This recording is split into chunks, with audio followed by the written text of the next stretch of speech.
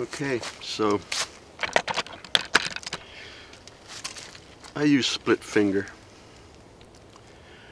I file my nocks so that they will just fall.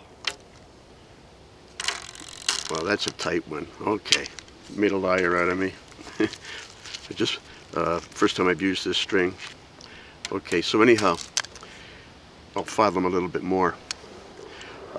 I do that because I find that if I do not file my nocks, I will shoot about 6 inches lower at 20 yards because the string, I can demonstrate this, I guess.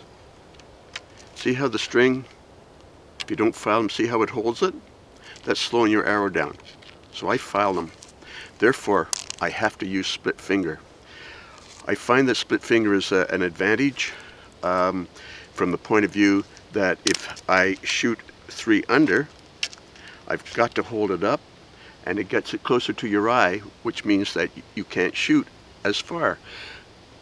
Sure, 3 under is good at 20 yards, but when you get a bit farther, it's not as good. I also find absolutely no advantage to shooting on the right side of the bow. The only time I could see shooting on the right side of the bow is if you're on a horse and the wind is blowing this way. If you take a look at Mongols do not shoot on the right side of the bow. 95% of them, even though they're using thumb rings, actually shoot off the left side of the bow. That's a fact. It's very difficult to learn to use a thumb ring and shoot off the right.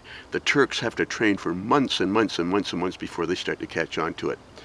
Lars Anderson says you can learn it in a couple of weeks. Well, Lars knows that you can, but it's very difficult. So I say that the best way that I have is to hold my arrow on, just like my ancestors. I file my nocks so that they come off the string really easy, so I can shoot farther without drag.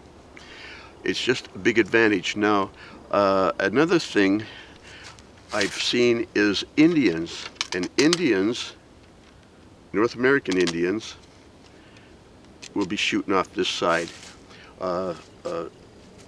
Anyhow, they'll shoot like this, but instead of shooting like that off the right side, I've seen at least 2 old pictures where they're shooting like this.